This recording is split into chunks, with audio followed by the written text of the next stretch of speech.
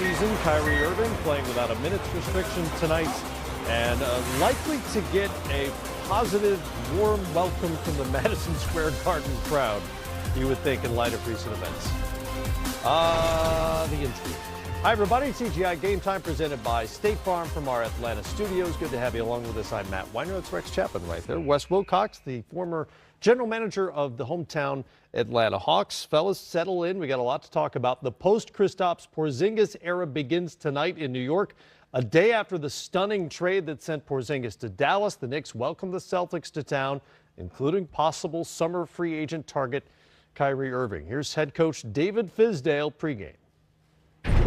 No, this is what the situation called for. Obviously I never got to coach him and was excited to coach him. We had a really good relationship, but he had to make a decision, and he felt that it was best that he get a fresh start. And so I thought that Scott and Steve really did a great job of bringing back a really talented kid in Dennis, some really proven solid veteran players, and Wes and DeAndre, guys I've competed against in the past that's really given me problems, and to get back 2 first-round picks is that's pretty dang good, and we cleared $30+ million, so you never want to see a player go, but we are excited about our future. Yeah, we talked last night. We had a great conversation last night. Obviously both of us wished each other well, kind of laughed like, man, we never even got to get on the court together like we wanted to. And but at the end of the day, this league is funny, how it works and how things come back around in certain ways. And we left it in a great place. And the whole time we were together here, I really felt like we had a good relationship. So, I leave it with no regrets with that. David Fizdale talking about the star player he never got to coach in New York, Kristaps Porzingis, who is now off to the Dallas Mavericks. Tim McMahon from ESPN just reported that he will not play or is not likely to play the rest of the season for the Mavericks. So the pairing of Doncic and Porzingis is sometime off in the future. In the meantime, in New York, the deal clears enough cap space to sign 2 max free agents this summer, which sounds like a great plan if you can sign 2 max quality free agents this summer. At the same time, it's not as good as if you don't wind up with one of those A-list players. As a GM, how risky a big swing is this for New York? Well, I like the swing. To build a great team, you got to take risk. And when you take a step back and you look at the magnitude of a trade like this, there's 3 things everybody's looking for. They're looking for financial flexibility. They got that done. They're looking for draft picks. They got 2 of them, 1 being unprotected. And they got a young asset, a young player in Dennis Smith Jr. that can be a pretty good player for them. So big risk, but if you want to zoom out and say how these deals are typically put together, they check every box. But the flip side is, to go back to you, is the bird in hand theory, which is you have a star player, granted an injured star player, Yep. but you have a legitimate star player. And at the moment, assuming none of these players who've come over from Dallas are going to be re-signed, because that's obviously the plan, you have no star player in New York. Yeah, that's what's unusual about this is the timing and really the place of Kristaps Porzingis' career. If we look back a year and a half ago, maybe prior to the ACL injury, when he's a top 20 player, franchise player, it's like unfathomable that we would be at this place just a little more than a year from there. So absolutely. I couldn't agree more. It's really interesting, and these are big businesses banking their mortgaging their future on 21, 22, 23-year-old young men. I'm excited. I don't know how you sell this to the Knicks fan base. I have some friends, diehard Knicks fans. We all do. Irate today, just furious, wondering what the heck is going on. And then when you don't have a star there to sort of build around, and you don't have the bird in the hand, you're just hoping that one of these big free agents comes and maybe lures another guy with him, but that's a big hope. Both of you worked in front offices. Talk to me a little bit about sort of league chatter, how word gets around. Obviously, everybody sees what is happening in New York. They'd love to go after Kevin Durant. They'd love to go after Kyrie Irving or any number of the other huge free agents. What are the discussions, not tampering, but what are the discussions around the league right now when it comes to these A-list free agents who are out there? My take on it is yesterday when the news broke, it lit the league on fire. You know, every GM, every president, everybody, scout, coach, owner is on the phone with one another because the dynamic of the league has changed. You know, have more parts, all of a sudden, more guys may be available than there were an hour ago. So it really sets the league on fire, I think. How do you come about the calculus of whether you think one of these guys will sign with your team? They're all available. Getting them to come to your team is a different equation when the money is basically equal. I don't know, quite honestly. I do know this. If you're in L.A. or you're in New York, a mega market, you got to believe you have a shot. Yeah. This summer, there are 7 max slots between the 2 L.A. teams and the 2 New York teams. That's unbelievable. Now, there's 13 teams going into today, or going into yesterday. I think 12 teams since Dallas is kind of out of it with max room. Of that list, the teams that realistically have a chance to land a player like Kyrie Irving or Anthony Davis, unfortunately, they're those mega markets. Right. So, you know, from that perspective, it's probably like a gamble that you feel you can realistically achieve. Short of that, I really don't know. And I feel bad for some of these teams that are mid-market teams with, you know, hope to sell a little bit like we heard last year with Denver, you know, trying to get involved in LeBron, great team, we're going to be really good. And sure enough, Denver's right, but they couldn't get a meeting. Right. What do you guys make of what Kyrie Irving said today when he was asked about his future and basically backed off his vow in the preseason to re-sign with Boston, saying, ask me July 1st when free agency begins? So suddenly the door is ajar with regard to Kyrie Irving. You know, I think we've been seeing this go on throughout this season. Boston is, I'm amazed, they're as we sit here today, they're 32-19. I think that's an incredible achievement for Brad Stevens, because this team is funky, and they've been funky all season long. They've had a couple of little stretches where they look like, okay, we may be figuring this out, but they have so many good players, guys who last year, Jason Tatum got a lot of minutes, Jaylen Brown got a lot of minutes they weren't expecting to get with Gordon Hayward going out. Now everybody's back. There are not enough minutes to go around. It appears. Brad Stevens is managing it for now, but with Kyrie, I think you just got to sort of play this out, see what happens. Danny, you know this about Danny Ainge. Danny's on the phone, talking to everybody about everything. Well, the Celtics have played well lately. They've won 7 of their last 8. Danny is an aggressive general manager. He's never been afraid to make deals. Do these comments, do you think, affect the way he's thinking about Kyrie right now? Like, does that open the door to something next week? I would say their goal is clear. Re-sign Kyrie and trade for Anthony Davis in the offseason. Right. That's plan A.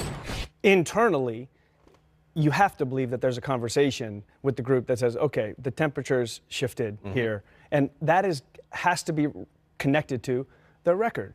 Everybody comes in the season and we believe Boston's going to be #1 in the East. And we're halfway through and they're 4th. And there's been a little bit of consternation between Kyrie and his young teammates. And in fact, it's interesting. You know, Kyrie has not played 8 games this year. Boston's 6-2 in those games. Jaylen Brown's averaging nearly 20 points in those games. So it's a fascinating dynamic. And last year they one game from the NBA Finals without Kyrie. So it's really a compliment to the front office and job they've done. I would also say this. I would never bet against Danny Ainge and Brad Stevens. And when you look at the front offices involved and their track records, really good guys everywhere who have done a nice job, but nobody involved in any of this stuff has the track record of Danny Ainge. No, and I would not bet against the Boston. And they've got assets to do really any combination of things. That's right. I mean, whether it's short term or this upcoming summer, if it's Anthony Davis or whoever might be involved. Let's bring in Brian Mahoney, who is in the middle of all this intrigue in Manhattan. That's where he covers the Knicks for the Associated Press. And Brian, how was this Porzingis news received around town amongst Knicks fans over the last 24 hours? Well, being a Knicks fan, some loved it and a lot hated it. It's been a real mixed bag. There are some people who look at it like, how could they have traded this guy? He was the best player they've drafted in years, and he was going to be the superstar here for years and years to come. And there's a lot of people who look at the possibilities now with the cap space they have, with the picks they have, that maybe, whoa, we can really do something here really fast. So, over the last 24 hours, there has been, a great debate in New York, and I can really see both sides of it. In terms of the risk moving forward, does the management in New York, Steve Mills in particular, is there a confidence level that they're going to get one of these A-list free agents for certain, or are they gambling more than they might let on? I have to assume they feel really good about it because no matter what, even if they say, look, Kristaps didn't want to be here, and even if you're concerned about coming off the ACL, you still don't make that move in my mind unless you're really sure there's going to be a great payoff beyond just, draft picks and Dennis Smith Jr. So, again, we've seen teams try and try again in free agency, and it doesn't work out. So it's always a risk, but it's a risk I think they feel is worth taking, and there's enough good guys out there in this class. Obviously, we've talked about the names forever that you kind of have to give yourself a shot to be in that race if you can. Brian, this is the second time that Kristaps Porzingis was in trade conversations. The first time they didn't do it. One of the questions is, how does medical play into this? Do you have any idea if there was a concern that whether the back or the ACL had a significant influence in this decision, or was this just about honoring the trade request? They said it was secondary. They were asking about the health a little bit, but I have to believe it's part of the concern. Even Kristaps himself said earlier in this year, the doctors told him there wasn't really kind of a track record of a guy at his size having an ACL. Part of the reason they took the recovery so slowly was because there was nothing really to go on. Who had this previously, how long he was out. A 7'3" guy just doesn't happen very much. So there's no way they were going to know if they were going to be the same player again. I think obviously at his age, you would hope he would be, and he probably will be. But when you line up your pros and cons list, why to make a deal? I think one of the things you have to consider is maybe he's not the Kristaps he would have been 2-3 years ago. Brian, let me ask this. I'm a bit of a personnel guy. I think about your young assets, your young players, Kevin Knox and the like. You have some really good pieces. Dennis Smith Jr. getting over in a trade. How does Coach Fizdale keep these guys engaged, playing winning basketball, because you're going to lose games? You've won 10 all year. How does Fizz keep these guys engaged? Yeah, forget the winning basketball part. They're not going to win very much. But I think he's done a great job, and I think the players they have here have done a good job. There's been some guys who fall out of the rotation for a few games. Trey Burke, for one of them, was here. Moutier was, and when they come back in, they play pretty well. So he's keeping them engaged when they're not in the games, and it seems like they are playing hard. I think the young guys, a guy like when Dennis Smith Jr. comes in here, will be the same way. It didn't go his way in Dallas as much as he would have liked to. It's a great shot here. He can be the point guard of the future, maybe in New York. So I do think they'll keep playing hard. The wins are not going to come, but the effort still can be there, I think, and hopefully it will be. Across the river, news today, D'Angelo Russell was named by Adam Silver as the replacement for Victor Oladipo on the Eastern Conference All-Star squad. What kind of validation is that for the Brooklyn Nets as a team, especially given where they're coming from over the last few seasons? Yeah, I mean, they were really excited about it. I think they were, pretty let down when he didn't make it as a reserve on Thursday. But he's earned it. I really thought he deserved to be in this game. I wasn't totally sold on him earlier in the year, but the way he's played now, what they've lost in the backcourt with him, Karis LeVert, Alan Crabb, and now Spencer Dinwiddie, he's really had to step up his game. And since all those guys went out, they're playing some of the best basketball in the East, and that's a lot because of how well D'Angelo Russell has played. And it's really worthwhile for him to get this, and for the Nets, like you say, to kind of show that they're going in the right direction to have an all-star now. He's been very good here lately. Quickly, again, on the Knicks before we let you go. Dennis Smith Jr., DeAndre Jordan, Wes Matthews, not playing tonight. When are they likely to make their Knicks debuts? I would think the next game because they all were here. They're just not playing. So they've been in New York already now, and they've met the team. So, Sunday is the next game. Maybe they'll be ready for then. I think that would probably be the goal if the Knicks can make it happen. All right, Brian Mahoney from the Associated Press. Appreciate the time as always. Thank you, guys. All right. You guys, you've been through this before. Explain to the folks what is involved when players move back and forth. What has to happen? Thanks, Tony. Catch you soon. And whatnot. Yeah, coordinating physicals is really the biggest thing. Players are informed, no, they're not going to send me. And we coordinate travel, trying to nail down physicals and get them ready to play as soon as you can. What's interesting in this situation, it looks like neither team wants their players to play. Right. And so no rush, there's no rush. And probably, we don't know, but the safe bet is Wes Matthews and DeAndre Jordan are going to be either retraded. They can't be traded together in aggregation, but they can be traded individually before next week's deadline, or if not traded, bought out. Because a big part of this trade that we haven't really talked about is the incentive for the Knicks to continue to lose to increase their lottery odds, even though they've been flattened, as was talked about earlier. I think this is big for Dennis Smith Jr. They're going to want, obviously, to get him in the uniform and playing as quickly as they can, because he does have a chance to be an extremely good player. And listen, being the point guard in the Big Apple for a decade ain't all bad. Yeah. For a decade? Well, you know. You're giving him a decade? I'm hoping. I'm hoping he's that guy. Tell that to Frank Ntilikina. Or Emmanuel Mudiay or Trey Burke, for that matter. Losing, by the way, something the Knicks are very good at lately. Very good, consistently. Lost 11 in a row, in fact, as they take on the Celtics tonight. All right, more coming up here on Game Time Live. Anthony Davis spoke up for the first time since his trade demand went public. We'll hear from AD on his future next. NBA. A blockbuster 6-player trade that you might not have been expecting. Chris Porzingis in a 7-player deal going to the Dallas Mavericks. Got Kenny Jet Smith here, Mr. Players Only, Dennis 3D Scott. We're going to chop it up about all of this, get to the bottom, see who won the deal. This trade right here that broke this afternoon. Of course, you're now rocking with the best officially. Ro Parrish here, along with the aforementioned esteemed colleagues of mine, Kenny Jet Smith, Dennis 3D Scott, Players Only. Real quick, Ro, can you explain to our fans and viewers, though, why Porzingis didn't get traded versus Anthony Davis and his representation getting traded? Because, Kenny, when that happened, I was like, wait a minute, why does Anthony Davis get traded? I don't remember Carmelo getting fined. I don't remember Kyrie getting fined when he asked to be traded. So explain to people so they understand why the difference on this trade, why no one's in this uproar for Porzingis. So basically breaking down like 3D asked me to do, when you go to your agent and put out an official press release releasing it to the media, that's why the NBA chose to fine Anthony Davis $50K earlier on Monday for requesting a trade publicly. He had to do that, though. Why did he have to do it? Because Anthony Davis is in a different position. He's in a position of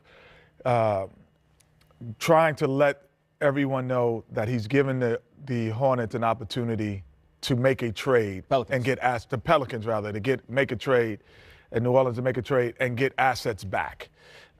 If he did not do that, he could have looked selfish and said, oh, I'm just waiting, and then I don't go to the team I possibly want to play with, and then go somewhere else.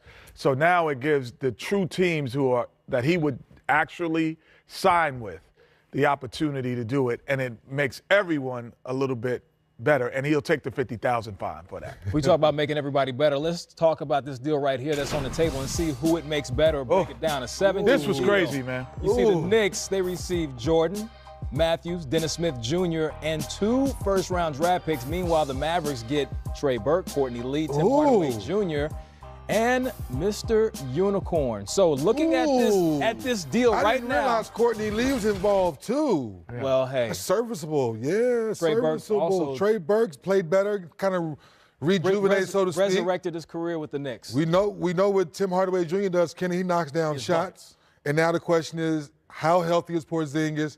Will he play this year now, Kenny? Was he setting out? Was New York Knicks holding him out?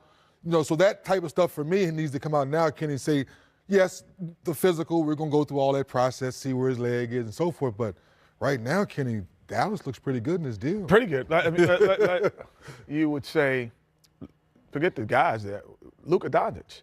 Yes. Yes. You have possibly the youngest up-and-coming superstar, not star. The difference between all-star and superstar. Luka has a chance to be a superstar. And you're adding Porzingis, who has a chance to be not an all-star, but a superstar. So you're putting in the West the dimension of what everyone else around the West has. Yeah. So you look at Golden State, you look at the Lakers, what they're trying to do, and everyone else is trying to blend. They're saying, okay, Golden State, when you have that fall off, and one of those guys leave, now we're right there, because you can't really put a team together to compete with Golden State every night. Right. But you have to be the one ready when Golden State leaves. When Boogie leaves next year, maybe one of those free agents leave, and all of a sudden we're in the mix. You cannot compete with the current team. So they understand that. I think and then put in Tim Hardaway as the third or fourth best player on your team. Another shot maker for the But where with the Knicks, he's your best player right now, and now he's their fourth best player possibly at times. That, to me, I would say right away. And the Knicks would just say, hey, we're going for free agency.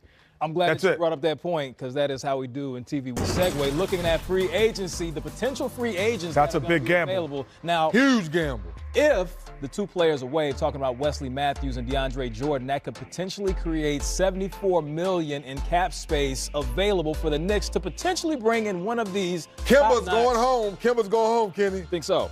Well, I'm just saying, but no, you think about this. Can you leave that picture up for 1 second?